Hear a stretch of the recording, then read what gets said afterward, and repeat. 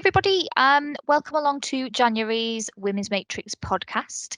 I'm Kimberley Walley, Director of an engineering consultancy called AEON Engineering. And I host this podcast every month where I get to talk to some fabulous ladies about our themes that we're hosting on the Materials Matrix. And this month, with it being January, is all about goals.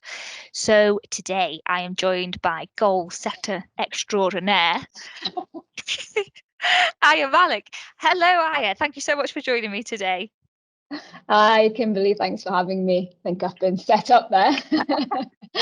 Well, no, not at all. We were having a chat just before we started about goals, and I struggle with goals. Sometimes I think they're a bit of a dirty word, because I am just so bad at setting myself massive goals, and then when I don't see myself making the progress that I want, I think I just lose the plot and say, no, that's it. I'm not doing it anymore. I can't do it. It's not for me.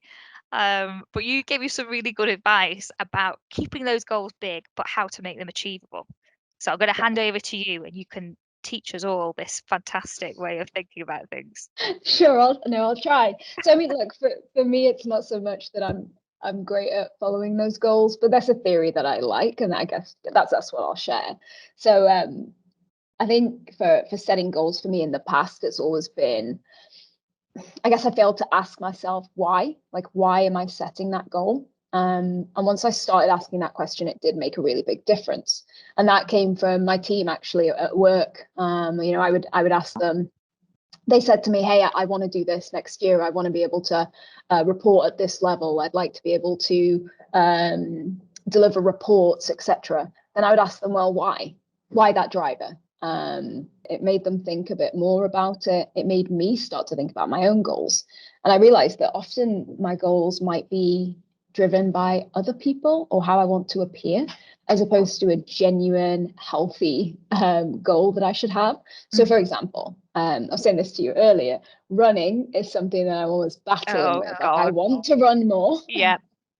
And I have this vision of myself of running every day, right? Doing a 5K a day. Yeah. That is not going to happen. I accept that now. And yeah, I still hold that over my head. And I realized that, why do I want to do that? Well, I want to look like that person that is like super fit and runs. And that's not good enough, that's about other people. And so, yeah, it's kind of realizing that actually, when I think about running and I think about why I want to do it, it's that freedom, that great feeling I get when I'm running, where I completely switch off. So that's a great driver. Then I kind of made the goal a bit more realistic, and that's something I can keep up with. So that's the first one, is why. Like, why am I doing it? Definitely. I think as well, I suppose if it is something, if you move away from like the numbers, I suppose they're 3 times a week, 4 times a week, and you're doing it because of the feeling, you then chase that feeling rather than ticking off, a date in your diary to say that you've done it, which definitely makes sense to me because I am a guilty runner.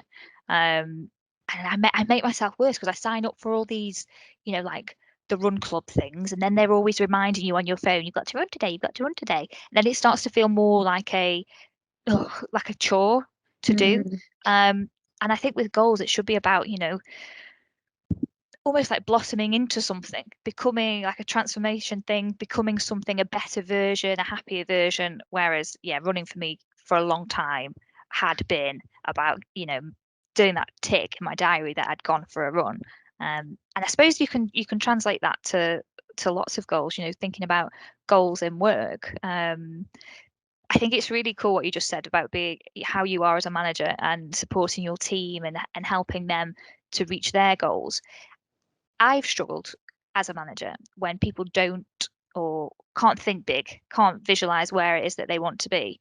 So have you got any tips for us, or how have you approached that before, where people don't come to you with goals, you've got to help them on the journey to kind of find them? Yeah, it's a good question. Tough one. It is a tough one. And it does happen, right? I think in a lot of sessions and coaching sessions that I might have, the individual might say something along the lines of, well, I'm happy where I am. So yeah, no, nothing. And that could be for many reasons. It could be genuinely that they're kind of satisfied exactly where they are at this point. They haven't thought as far as goals for next year. A lot of people have a sort of shorter term mindset versus longer term, which I think I would have. So I think for folks like that, I've tended to then flip the question around to just say, well, how do you feel? Sort of more about how they feel in their role. Are they satisfied? Okay, well, how do you want to feel this time next year? And that's also a question I ask myself. I like to kind of fast forwards and ask how I want to be. So I think that's maybe a slightly different question, because it takes it away from the what job do you want? What do you want to achieve in work?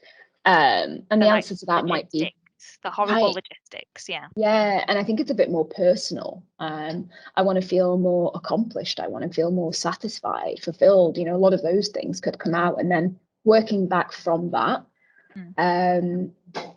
And actually, I'm quite comfortable in suggesting goals as well. If you're following their development and you can see the potential of where they can be in a few years' time, thinking about their long term on their behalf and suggesting some of those things. Do they actually excite them when you suggest them? Yeah. Do you know, I think we've hit upon something there about goals starting from a feeling. How do you want to feel next year? Or I suppose back to our running example, why do you want to run? How do you want to feel? And getting rid of that logistical numerical thing is the first thing you think about. I mean, we all know SMART targets, blah blah blah, but in the beginning you've got to start from something kind of that you emotionally invest on. By the sounds of it, if you are emotionally invested, your success rate is going to be higher, which I've never thought about before, because I'm a big one for lists. Travel here, do that, do this training course, go to this conference.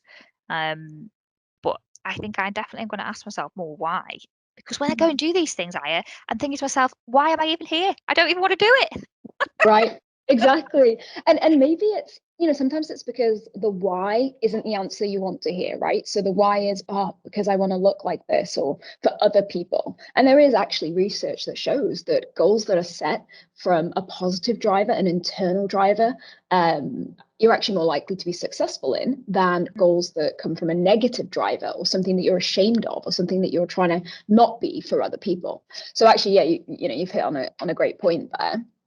And I think that's a big part of it, is how you set those goals and the why. But also, by asking why, you give yourself the chance to connect to the emotion. So I didn't even realize that the reason I wanted to run more was because of the freedom it gave me. And that kind of like that joy of when I get in and I kind of take the headset off and I look at the timing that I've done. I love that feeling. Yeah. And so then connecting with that, because I took some time to reflect, I can harness that feeling later when I just can't be bothered to get up. Yeah. Exactly. When you kind of, because everyone does get it, whatever goal it is that you're trying to pursue, sometimes it does feel like it will be too far out of reach. I know that feeling of, even when I put all of my running stuff out, all lovely and nice, and I get up in the morning and I see it on the chair and I think, oh no, it's raining. But I suppose if you go back to that feeling of why am I going in the first place? Well, because it makes me feel calmer. I get a chance to switch off. I feel better in myself having gone. I think that's really, really powerful. And I'm interested to see what you think about how that can fit with goals in work. Because obviously running, personal goal, and you're chasing that feeling. So I don't know if you've got any examples for your own goals, or when you've kind of mentored people with their goals, how you've kept referring back to the emotional, the feeling that started the goal in the first place. Right. Yeah. So I mean, an easier way to talk about that would be to take a goal of wanting to be a better manager. And that was a goal that I came into, I think it was 2020, and obviously 2020 made that really hard by changing everything. Was it get really, really good at quizzes? Was that basically, yeah. I had to adapt. But yeah, going into that year is be a better manager. And I had to kind of break down what that meant. Maybe I'll talk about that later. But I think a big part of that was, well, why do I want to be a better manager? Okay, well, I feel so much more fulfilled when I'm working with other people and helping them develop so much more actually than developing myself. I find it far more rewarding, and it's easier to motivate myself and keep myself focused when I know it's for the team around me. And that's something I had to just, learn about myself. So harnessing that feeling and that fulfillment it gives me and the satisfaction, I think really helped me to work towards that goal, because working towards that wasn't just being around the team more. It actually meant getting training, requesting training. It meant reading so much more about the skills that I need, the things that my team are going to need from me, asking them questions, putting in more time with them. So that obviously takes a lot of discipline. So yeah, and a lot of hard work. Right. But I suppose if you keep coming back to the why, every time you have to pick up a textbook or, log into a training course and you're thinking, oh, I could really do without this today, I've got so much to do. It's almost, I don't know whether you need a post-it note or something in your mind's eye to say, yeah, but I'm doing it because of this is what I wanted. I wanted to, feel like this, or I wanted to give this back, which I think can get lost. Definitely, if we're talking about work and goals, it can get lost, can't it? Because it's more about, right, you've got a KPI to deliver this, or this many clients, or this much, that's nothing to do with how it makes anybody feel, unless they are very, very driven by numbers. Which is also good, yeah, right? cool, And that's fine, also yeah. fine if it suits you. Yeah. So there's an element of knowing yourself there, right? But setting the right goal for you and following it in a way that motivates you personally. Yeah. That's I'm gonna do this right, but I'm gonna use a quote. Oh, go for it. Try and avoid normally. But this is he's called Adam Grant. He's a workplace psychologist. I don't know if you've listened to him at all. He's got a podcast, and it's basically about making workplaces better, and making work suck a little bit less, is how he puts it, right? And he says, so the seeds of greatness are planted in the daily grind. And at first I thought it sounded a bit obnoxious, and then I thought about it. But what he's basically saying there is, when you're setting a goal and when you're looking at where you want to be, obsess on the process, like the bit in the middle. And I think that's where I used to really trip up, and I still do. I definitely still do. So if I set my goal at, I don't know, wanting to be a better runner, I wanted to be faster, I wanted to beat my 5K goal. What are the steps in between, and what's the process that I need to put in place to get me there? And just obsess on that, and then just trust that it will deliver. Rather than constantly just looking at that goal over and over, and then seeing the distance between me and that goal. Yeah. Which is quite demotivating, isn't it? Absolutely. That is my biggest issue, that sometimes you just think, how on earth is that going to happen? But I suppose if you set your goal where you want to be, you're on the start line. With so many running analogies, everyone's going to think that I'm like going to be the next Paula Radcliffe or something here. I'm not that good at running. But you're on the start line and you are setting kind of mini challenges for yourself to get you on the path to your end goal. And then I suppose achieving those little intermittent steps gives you that confidence boost to keep going. I'm really guilty of kind of jumping off a cliff edge with goals and just thinking it's too far, too hard. How am I going to do it? But I think that's a really good bit of advice. I'm going to write his name down, and we'll try and link him perhaps in some of the discussion posts, because it's not the glamorous part of achieving goals, is it? The day-to-day small tasks to get you there, but you're not going to get there if you don't do them. I feel motivated. That's the only way I can describe it. I'm going to write down, perhaps because I haven't done my goal setting yet this year, which is naughty given it's the 10th of January.